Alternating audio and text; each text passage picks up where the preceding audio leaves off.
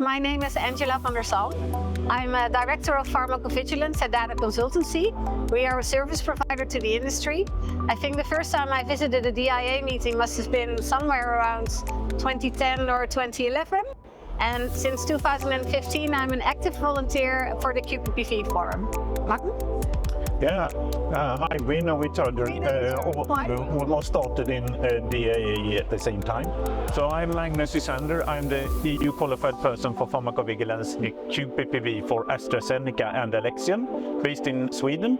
And both Angela and I, as I said, we have been previously co-sharing the QPPV Forum and think it's a fantastic opportunity for people who are interested in pharmacovigilance to get together. Definitely.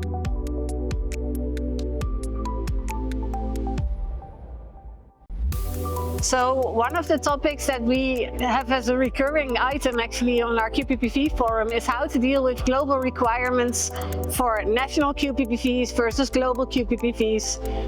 And yeah, we want to share that information so to make you aware of a possible good way to fit that all into the infrastructure of the company. Yeah, precisely. And other things we are discussing are to no surprise AI and what that would mean for both the QPPV role and pharmacovigilance in general.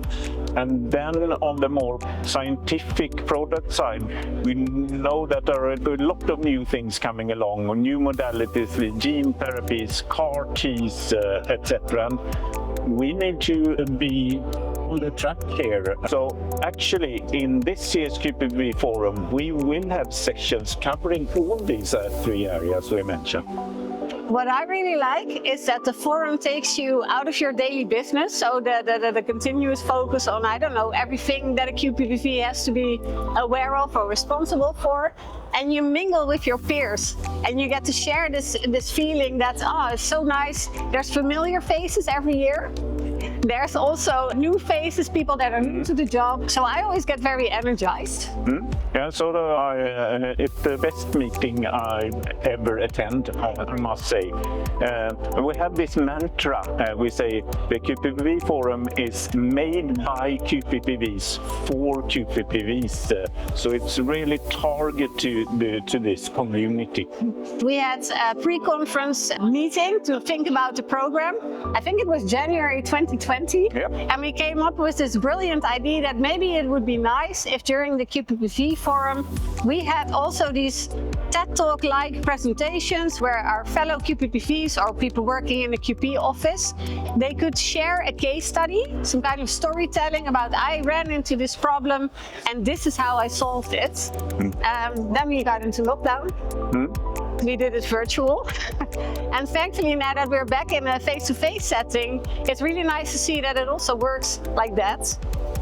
And I think how we thought was that being a QPPV is very much dealing with situations, I would call it, and solve them. And all of us in this role face different kind of situations and come up with really great ideas, because often there are no sort of guidances, rules, regulations. So you need to find the way yourself and to be able to share that with others and to pick up and maybe counter share their experience. To me, it's really, what do you say, dynamic environment, isn't it? That's really nice. Yeah. And what we did the first time last year is to open up abstract submission for these QPPV talks.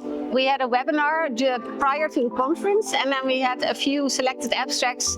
Those people were invited and they shared their case study during the forum. And we're doing that again this year.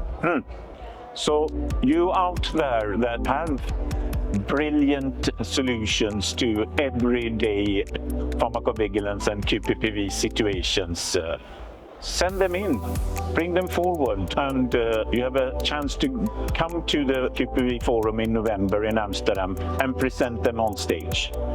Bring it on. Bring it on.